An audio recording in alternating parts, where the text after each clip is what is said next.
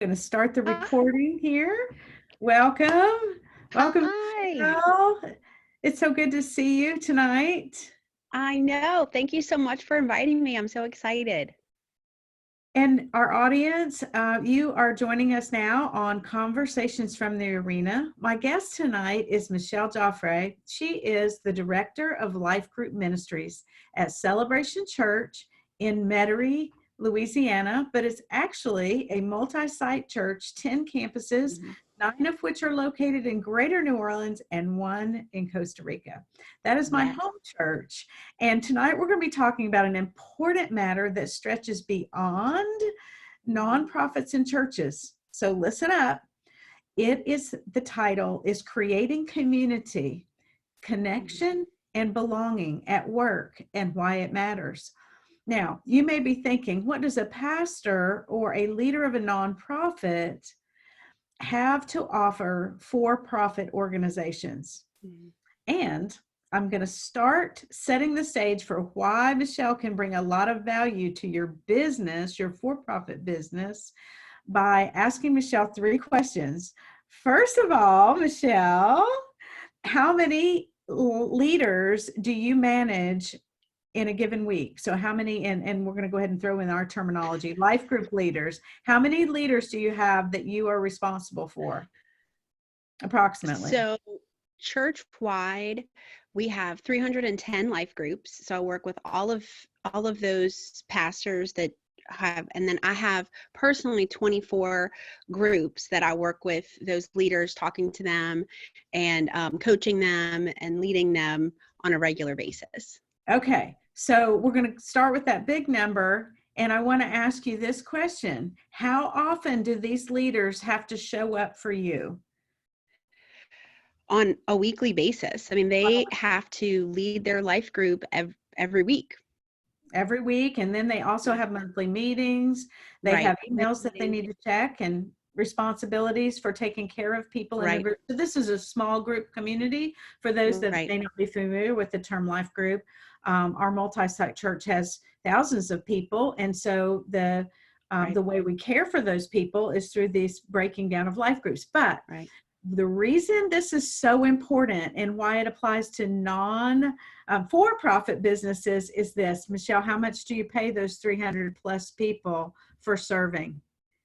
They're Zero. all volunteers. But they show up weekly. They submit reports online. They Yes. call Yes. the people that respond, on and on and on. Okay, so here's the Yeah. thing. Why do you think that they show up so consistently? I think that it's their passion. I think that it's something that they've been called to do. And so they are doing it because they're passionate about it, because they're excited about it, and because they want to do it. And you know, it was so funny because the reason I set the stage this way, Michelle, is because I recently listened to an Andy Stanley podcast where he was interviewing this author named Jeff Henderson, who was challenged by a business leader that was also a good friend of his, but a business leader that was highly successful in the for-profit world. And he said, I don't know if I can learn anything from you as a nonprofit. And the guy said, so how much do you pay your employees? And he said, do you pay them? And the guy said, of course I pay them. Well, he goes, well, if my volunteers didn't show up every Sunday, our mission would fail. If Right. his employees didn't show up every day, his Right. mission would fail. You guys Right. pay zero. These Right. employers pay big bucks and benefits and all that stuff. The common bond that would be the best for a business is if they could give their people vision, purpose, Yes. and community. Yes. And that's what businesses can learn from us. Right. And one of the things that I wanted you to share with our audience is this amazing thing that you've done. And we're really setting the stage for our next few meetings that we're going to have together. But one of the unique things that Michelle has done over the last couple of years, is that right? Yes. 2 years? 2 years and 3 months. 2 years and 3 months is Michelle has utilized technology to bring together these 300 plus Mhm. people on a weekly basis consistently, so much so that the way she's done this has its own brand now, which is amazing.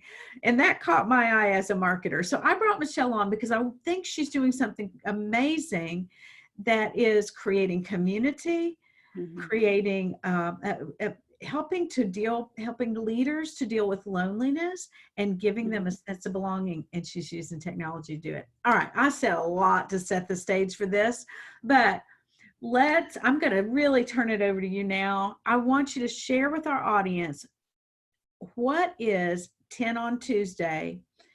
And that is the thing. What is it? Just tell them what it is and how. So and come back to 10 on Tuesday is something that I thought of 2.5 years ago. And we have 10 campuses, like Michelle said, even internationally in Costa Rica. And there's no way for me to spend time with 310 leaders on a regular basis, on a weekly basis, or for me to get them to all come from Costa Rica and Slidell and Mandeville, Covington, and our campuses are about an hour and a half apart, the farthest ones. So for them to all come regularly together, and even on a monthly basis, that's a lot to ask of people. So I thought, what if we did something every week for 10 minutes, which is why it's called 10 on Tuesday. People get it confused and think it's at 10 o'clock in the morning, but we started and we have every week at 3 o'clock, I interview one of our different pastors or directors or ministry leader for 10 minutes. And it's super short, it's super quick. We touch on a different topic, and we posted it. Originally, we started with just in a closed Facebook group because we wanted to build community with the leaders and letting them say, hey, I'm struggling with this issue, or I'm having this, because they're not alone. And that's the thing. And so I started 10 on Tuesday as just a way to equip and build some community with our leaders and let them give their own ideas and their own thoughts and their own processes. And let me interject this just a second, Michelle, because what 10 on Tuesday is a set time, a consistency that you've just been a ninja at being consistent about it. And we'll talk some more about how you've pulled that off, because most of us know that it's challenging to commit to anything consistently year in and year out. But I also want them to know where 10 on Tuesday resides. Where has this, it was started in a private Facebook group. So it isn't just it's not just a recorded or even a live, it's a live, but it lives on recorded, but it lives on in a context of community, of a Facebook group where people can talk about it. There's some continuity sometimes in that you would have giveaways and things like that. I just wanted people to get the idea that it's not just a broadcast they listen to, but a community they can engage in. Right. And that's the thing about having it as a closed group. I think it's important because it's not like people say all the time, I want to share this. And I say, okay, but it's a closed group. So it's an exclusive thing that you're getting because you're doing that. Right. And so there's some exclusivity to it. And you know, so in that context, it's closed. Now, you mentioned that you've just recently, I mean, in the last 2 weeks, right, have taken that to another platform. Talk a little bit about that. Yes. So I wanted to reach people under 40. And I found that more and more of our college students and our young adult students are not on Facebook anymore, and a few of them would engage in the group, but very few. And so I said, what can we do differently? And so I said, what if we started it as a podcast?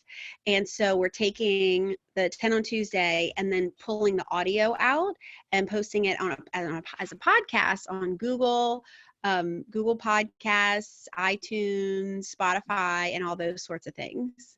I love that. And I really wasn't aware of the reason behind that. So that's very important. I want all of our for-profit business owners and independent people, solo professionals who are marketing, to be mindful of this. So you became aware that certain age demographics were utilizing the Facebook closed community, but other demographics were not.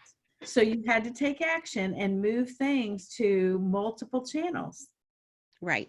Okay. And that's what I'm trying to do is I don't want to just hit this one market of leaders. And it Right. sounds crazy to say because it's not the business world, but I can't force the leaders to come onto Facebook, even though No, that's where the content is. So I have to go to where they are.